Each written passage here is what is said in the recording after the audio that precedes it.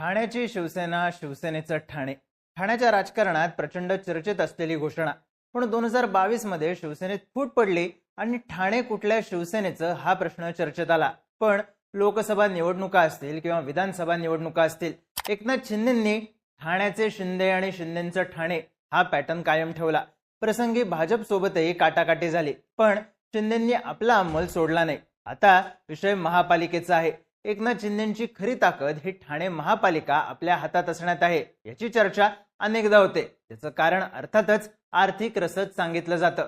पण याच ठाण्यात ठाकरे आणि मनसे एकत्र येऊन शिंदेंना घेरायचा प्लॅन आखतायत, असं म्हणण्याचं कारण आहे मागच्या काही दिवसात ठाण्यात घडलेल्या घडामोडी. सोमवारी संध्याकाळी ठाण्यात एक धडक मोर्चा निघाला, ज्यात मनसे आणि ठाकरे गटाचे नेते सहभागी झाले. या दोन्ही पक्षांनी एकत्र येत ठाणे महानगरपालिकेमधल्या कारभाराविरुद्ध आवाज उठवला. त्यानंतर मवळ्याच्या शिष्टमंडळासोबत राज ठाकरेही निवडणूक अधिकाऱ्यांना मंगळवारी भेटले. मोर्चाचं शिष्टमंडळाच्या बैठकीचं निमित्त असलं तरी ठाकरे आणि मनसेनं एकनाथ शिंदेंच्या हातून ठाणे महापालिका काढून घेण्यासाठी फिल्डिंग लावायला सुरुवात केली आहे. पण प्रश्न आहे, हे शक्य होईल का?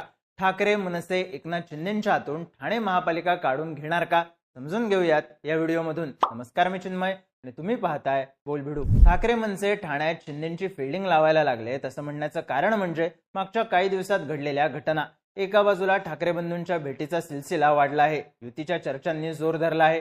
पण ठाण्यात मात्र ही संभाव्य युती ऍक्शन मोडवर आली. त्याचं सगळ्यात मोठं उदाहरण पाहायला मिळालं सोमवारी ठाणे महापालिकेमधला भ्रष्टाचार, पाणी टंचाई, रस्ते आणि खड्ड्यांची समस्या या विरोधात गडकरी रंगायतन ते ठाणे महापालिका असा मोर्चा काढण्यात आला. यात मनसेचे नेते अविनाश जाधव, ठाकरे गटाचे माजी खासदार राजन विचारे, केदार दिघे सहभागी झाले होते.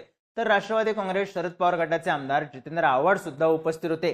या मोर्चानंतर नेत्यांची भाषणं झाली, ज्यात भ्रष्टाचार या मुद्द्यावरून एकनाथ शिंदेंना टार्गेट करण्यात आलं.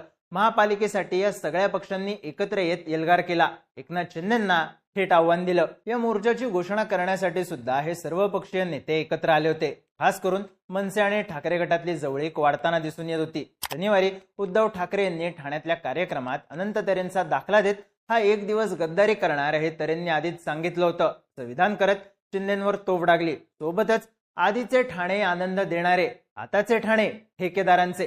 ठाण्याच्या विकासाचा पैसा कुठे गेला असं म्हणत भ्रष्टाचाराच्या मुद्द्यावरून शिंदेंवर टीका केली. त्यानंतर मंगळवारी सकाळी ठाकरे बंधू मंत्रालयातल्या बैठकीला एकत्र दिसले. त्यामुळे या दोघांच्या युतीच्या चर्चा पुन्हा वाढल्या. पण मागच्या काही दिवसात ठाकरे गट आणि मनसे सगळ्यात जास्त एकत्र दिसले ते ठाण्यातच.